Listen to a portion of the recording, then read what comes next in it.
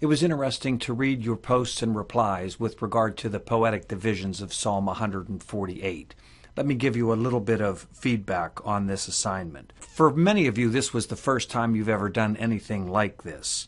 So I didn't grade these extremely rigorously. The purpose of the assignment was just to get you thinking about poetic divisions.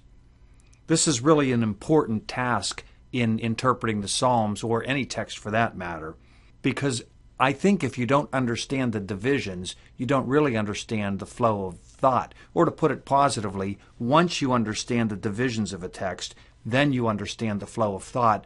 And when you understand the flow of thought, you're in a better position to explain the significance of that text to other people.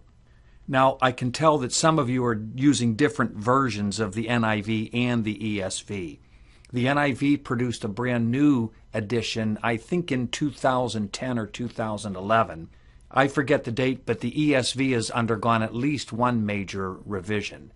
I was surprised, however, to see some of you reporting that the ESV divides Psalm 148 into two stanzas, because out of all the ESVs that I've consulted, I didn't see that one. The ESVs that I consulted tend to break the psalm up into two verse clusters. But be that as it may, it shows the importance not only of consulting multiple translations, but even being aware that the translation you use might have gone through an edition or two.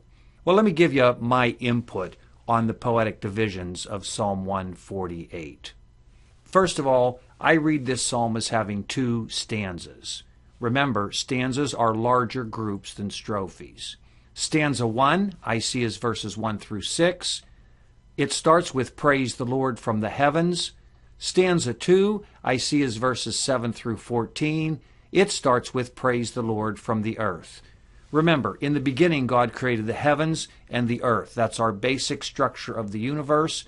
And Psalm 148 is in effect calling the whole universe to praise the Lord, first of all from the heavens, verses 1 through 6, and then from the earth, verses 7 through 14. Now, stanza 1 I divide into two strophes. The first strophe is verses 1 through 4, where we have the call to praise the Lord from the heavens and a listing of those elements in the heavens that are to praise the Lord. Then the second strophe is in verses 5 through 6.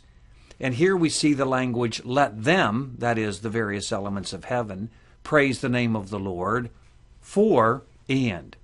In other words, the shift from the imperatives, praise, praise, praise, to let them praise, signals a shift from strophe 1 to strophe 2. And verses 5 and 6, strophe 2, are giving two reasons. Let them praise the name of the Lord for reason 1 and for reason 2. So a nice structure, two strophes, who is to praise and why they are to praise. Now stanza 2 also falls, in my estimation, into two strophes. Strophe 1, verses 7 through 12, praise the Lord from the earth, and now we have a listing of all the earthlings that are to be praising the Lord. And then strophe 2, verses 5 through 6, let them praise the name of the Lord for and.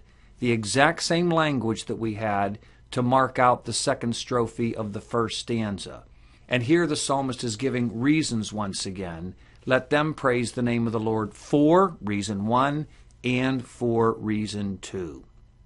So by way of summary, we have praise the Lord from the heavens.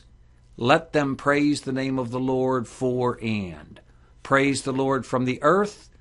Let them praise the name of the Lord for and. So a beautifully constructed poem, two stanzas, each having two strophes.